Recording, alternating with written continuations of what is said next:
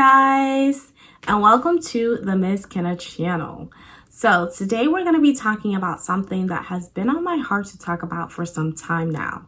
So today we're going to be talking about why you need a prayer journal, what goes into a prayer journal. So let us get started on this video. I started writing or thinking about the idea of having my own prayer journal probably around 2019. I would say it was late 2019. It was right about the time where like the pandemic was getting really serious. Churches were closed, and I felt like in a way the spiritual door had kind of been closed off on a lot of Christians, and I just personally felt that way. I don't know if everybody else felt this way, but I just felt like church was a sanctuary, a place where you could worship, and then all of the sudden things were closed and we just have to be at home. And so I started using Sundays to really write in my prayer journal. And prior to that, I was already like at work sometimes. Like if I didn't have anything to do, or if one of my clients was sleeping, I would start writing in the notes in the app notes that's in my phone, and I would start writing prayers. So after some time, I just realized that I should just do the same but on paper. Because sometimes I would just do something and I'd end up deleting it, and it was just ridiculous. Like I couldn't go back to reading the prayer or to finalize things. So I just got fed up, and I was like, you know what, let me just get something to write it down. So I had already been gifted with this book already, and I have books like this all the time just lying around. People gift them to me during the holidays, and I think I buy some of them sometimes to gift to other people, and then I don't know, I just end up changing my mind, so I'll end up keeping it. So I saw this book around that time, and I was like, I'm gonna write in it. And so I started writing into it, and like I said, I would do it on Sundays, but then it got to a certain point where I had so many questions, okay? Like I had so many questions for God. There's so many things going on that I just wanted answers to. And so even throughout my shift, I would bring it with me. I'll put it in my purse. And whilst I was there, I would be literally writing my prayers, writing my questions, writing my concerns about the future, and just anything that I wanted to talk about to God with, I would write it in this journal. So that is exactly why I think it's really important to keep a prayer journal, is to constantly talk to God, okay? Prayer can be literally getting down on your knees in your room, or or anywhere, and praying to God. It could literally be just holding your hands and praying to God. However you are communicating with God, it's like your personal choice. And for me, I needed to add on to it because I felt like there was just a part of me that was sort of missing when church closed. I don't know, like I just felt like I wasn't spiritually satisfied. Around that time, I would listen to like 3 preachers at a time. Like I was just like, so hungry. I just wanted more. I wanted to feel that void that I felt during that time. So it's really been helping me out. And I'm saying this because I feel like somebody could also utilize the same method to communicate with God. And it's also so nice to go back and read some of the stuff that you had a concern about and how God has answered it over time. So that's really why I think it's so important to have a prayer journal. Now, a prayer journal can be anything. Like it can be a small booklet. It can be a big booklet. Like you don't have to specifically buy a prayer journal. And I'm saying this because there are certain YouTube channels and just certain books that are out there that are specifically called a prayer journal, and it's like it has these fancy templates. You don't need to do all that.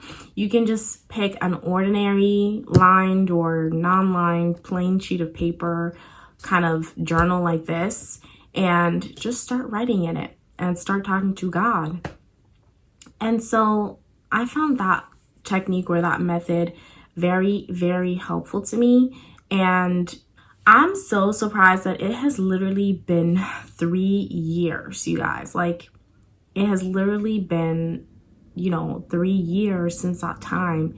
And over time, I've just been feeling more confident, definitely helping me with spiritual confidence, and just knowing that God has been taking care of all of us throughout this time. And it's just proving to me more and more that God is real, that God is listening, and God is present. Now, a lot of you are probably thinking, like, hold up, when am I gonna find the time to even write in a journal? I don't even have time for myself.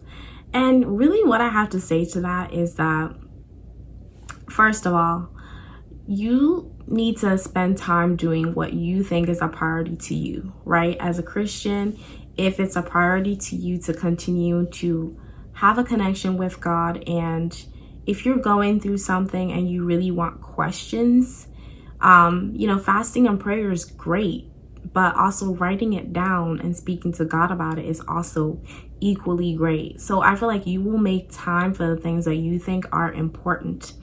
Now, another way of answering the same question is that sometimes God has a way of creating situations where you have to talk to Him about it, okay? Because you realize in that moment that He's the only one who can truly listen to what you have to say. He's the only one who holds the key to this answer that you are seeking. And so I have been in moments where it was like I didn't have any homework to do. Like I had literally worked hard in school and I was done with everything. I wasn't like, I don't have any chores to do at home. I've literally like cleaned my room. Basically what I'm saying is I've like done all the responsibility things that I had to do, all the tasks that I had literally set out to do for the week, for even the month. I was done and completed with it. And I was sitting there and I'm like, well, what should I do now? And it was in those moments that were created, that I felt like I had the time to write in this book. If I really wanted to share, you would notice that there are some months that I skipped. There are some months where I wrote so much. And then there were months where like maybe I didn't write anything, or I wrote one thing during that month. So I feel like God will create those moments. Just think about those moments when you are sitting in a space. Maybe you're waiting for an appointment, whether it's to get your nails done, your hair done, maybe your doctor's appointment, and you're just sitting there and you're bored. You don't have anything to do. Those are times created, literally for you to spend time talking to God in your prayer journal. Those sleepless days, nights, literally when you're just sitting there, you're just in bed, you're sitting up and you're like, I cannot find sleep. Those are moments created where you can write in your prayer journal. And so I hope you guys liked this video. If you have any questions about what to write in your prayer journal, or just anything in general about this topic, do leave it down in the comments and I will definitely respond to you sometime throughout the week. Thank you guys so much for watching this video all the way to the end. Please do show your support for my channel by hitting that subscribe button and hitting the thumbs up button for this video. Thank you guys so much again, and I will see you in the next video. Bye guys.